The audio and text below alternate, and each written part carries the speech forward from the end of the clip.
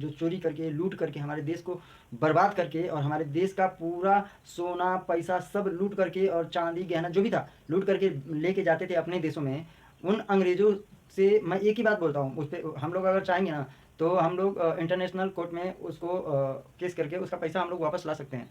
और ब्रिटेन जो है ना, ब्रिटेन 4 बार बिक जाएगा ना तभी हमारा पैसा वापस नहीं कर पाएगा। जितना हमको लूट करके ले गया है उतना पैसा हमको वो वापस कभी नहीं दे पाएगा।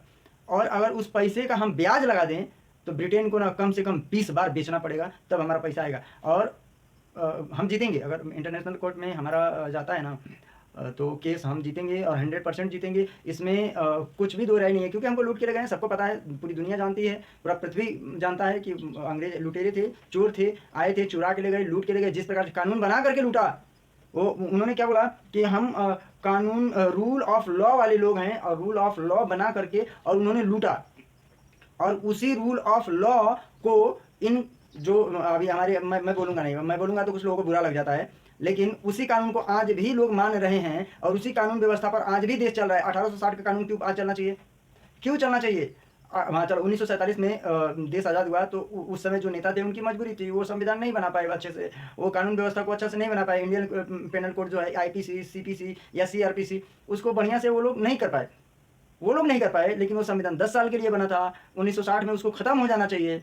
तो उसको अपने फायदे के लिए ये जो सफ़ेद पोश में टोपी पहन करके जो नेता लोग हैं, इनको उस पर विचार करना चाहिए कि जो गलती हमारे पूर्वजों से हुई है वो गलती हम नहीं करेंगे और उस गलती को सुधारने का प्रयास करेंगे। और प्रयास क्या, सफलतापूर्वक प्रयास कर सकते हैं, आप सफलतापूर्वक प्रयास कर सकते हैं। उसमें कोई भी ये नहीं है। आप ना कानून बनाइए, पूरा देश मानेगा। उस समय जब 1947 में देश आज़ाद हुआ तो उस समय सभी लोगों ने कानून को फॉलो किया, संविधान को फॉलो किया, सभी लोगों ने माना। कानून हमारे संविधान में अनेकों बार संशोधन हुए, उस संशोधन को भी हमारी जनता फॉलो कर रही है। तो हमको वो कॉपी पेस्ट वाला संविधान नहीं चाहिए। मैं हाथ जोड़ता हूँ, हमारा अपना संविधान बना दीजिए और हमारे देश के लोगों को देख करके बनाइए।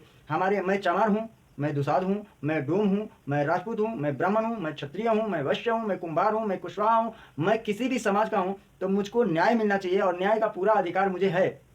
और इस अधिकार से मुझे वंचित किया जा रहा है। सिर्फ एक ओल्ड मतलब पुराने संविधान की वजह से हमको वंचित किया जा रहा है। जो देश के विकास के लिए कार्य कर सकते हैं उन लोगों को वंचित किया जा रहा है, देश का विकास करने से वंचित किया जा रहा है। तो मैं यही कहना चाहूँगा कि इसको ना हम लोग बदल सकते हैं और बहुत अच्छी तरह से बदल सकते हैं।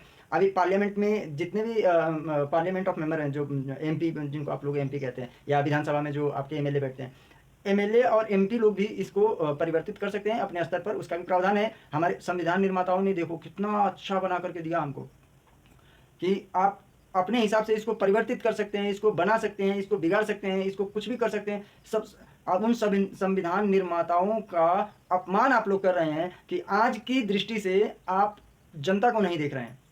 ये जो हमारे देश को लूटने वाले अंग्रेज थे, इन अंग्रेजों ने हमारे देश को बहुत लूटा और लूट करके और सब हमारा धन ले गए। हमारे ऊपर कितने प्रकार का टैक्स लगाया गया, कितने कानून हमारे ऊपर बनाए गए और कानूनन उन्होंने लूटा हमको, कानून बना करके लूटा और हम लूटते गए, हम बर्बाद होते गए। मैं अंग्रेज़ों को भी दोष नहीं दूंगा, क्योंकि तुम लुटा रहे थे तो उन्होंने लूटा। और आज भी आज़ाद भारत में लोगों को लूटा जा रहा है। और पहले तो अंग्रेज लूटते थे, अब ना हमारे ये टोपी वाले और धोती कुर्ता वाले और पैजामा कुर्ता वाले ये सब लूट रहे हैं। तो ये सब किस प्रकार से लूट रहे हैं ये आपको पता है, अच्छी तरह से पता है किस प्रकार से लूट रहे हैं। पहले वो कानून बना के लूटते थे और ये उसी कानून को, अंग्रेजों का ही कानून है ना हमारा, आईपीसी, सीआरपीसी, सीपीसी, ये क्या है? अंग्रेजों का ही है ना। हमारा संविधान क्या है? हमारा अपना संविधान है क्या? कुछ भारत के लोगों ने बनाया ऐसा कुछ है क्या? ये सब कॉपी पेस्ट है, सब दुनिया के अलग देशों से लिया गया कानून है। वो तो लूटने के लिए बनाए थे। अरे भाई, अब तुम अपना बनाओ। और कोई भी नेता अगर उसके ऊपर केस होता है और वो भ्रष्टाचार में साबित होता है या उसको जेल होता है तो उसका नागरिकता ही समाप्त कर दो, वो चुनाव कभी नहीं लड़ेगा। कम से कम एक पीढ़ी का तो समाप्त कर दो, उसकी एक पीढ़ी, वो नेता और उसके बच्चे, वो कोई चुनाव नहीं लड़ेगा और उसकी पूरी संपत्ति को जब्त कर लो। ये कानून लाओ, तब भारत हमारा डेवलप होगा, तब हमारा भारत बढ़ेगा। ऐसा कठोर कानून हमको बनाना पड़ेगा और कठोर कानून हम नहीं बनाएंगे ना तो मैं ना इन टोपी वालों से पूछता हूँ, कभी कभी मेरा बहस हो जाता है तो मैं बोलता हूँ कि भाई उस समय हम 32 करोड़ थे। जब हमारा देश आज़ाद हुआ तो हम 32-33 करोड़ थे। उस समय 4 करोड़ लोग गरीब थे। 4 करोड़ लोग गरीब थे, 32-33 करोड़ लोगों में से 4 करोड़ लोग गरीब थे। लेकिन आज 140 करोड़ की आबादी हो गई है। तो हमारी गरीबी खत्म क्यों नहीं हो रही है? तो ये नेता लोग क्या बोलते हैं, इन नेताओं का एक ही जवाब रहता है कि हमारी आबादी बढ़ गई इसलिए हमारी गरीबी बढ़ गई। चलो ठीक है, मैं मान लेता हूँ आबादी हमारी कितनी बढ़ी है, 5 गुना। पहले 32 करोड़ थे, आज 140 करोड़ है, 5 से गुणा कर लीजिए। और फिर भी मैं ज़्यादा ही बोल दिया, कम ही आएगा। तो गरीबी भी 5 गुना बढ़नी चाहिए। पहले 4 करोड़ थे, आज 20 करोड़ गरीब होने चाहिए। लेकिन आज की संख्या में 100 करोड़ गरीब हैं। 100 करोड़ गरीब, 100 करोड़। ये क्यों है? 100 करोड़ गरीब क्यों होना चाहिए? और अगर 100 करोड़ गरीब हैं तो ये किसकी देन है? ये 100 करोड़ गरीब क्यों है?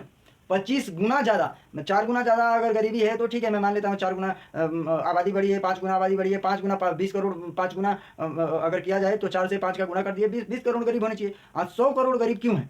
100 करोड़ गरीब इसलिए हैं क्योंकि इन गरीबों का हक मार करके खाने वाले ये सफ़ेद पोशाक वाले जो हैं, ये इनके ऊपर से दिखता है सफ़ेद लेकिन अंदर से सब काले हैं, सब काले हैं, सब के सब काले हैं, सब करप्ट हैं।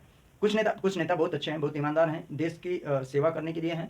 मैं उन नेताओं को बारंबार प्रणाम करता हूँ। लेकिन भ्रष्टाचारियों को, लुटेरों को, चोर, लुच्चे, लफंगों, इन सबों का तो मैं कभी समर्थन नहीं करूँगा, कभी नहीं करूँगा। और जब आबादी इतनी बढ़ गई, 140 करोड़ आबादी हो गई, 32 करोड़ से 140, तो 4 गुना हमारी गरीबी होनी चाहिए, 5 गुना होनी, 6 गुना होनी चाहिए। हमारी गरीबी 25 गुना कैसे हो गई?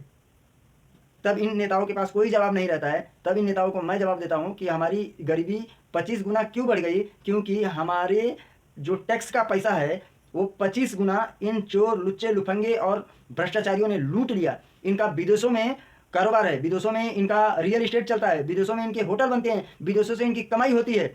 और वोट मांगने के लिए इनको भारत चाहिए, भारत के लोगों से वोट लेंगे, भारत के लोगों से टैक्स लेंगे, लेकिन इनको विकास करना है विदेशों में जा करके। इन चोर, लुच्चे और लफंगों को मैं एक ही बात बोलना चाहूँगा कि बहुत ज़्यादा टाइम नहीं लगेगा, अभी भी समय है। थोड़ा सा सुधार कर लो, थोड़ा सा विकास कर दो, थोड़ा सा गरीबी दूर कर दो।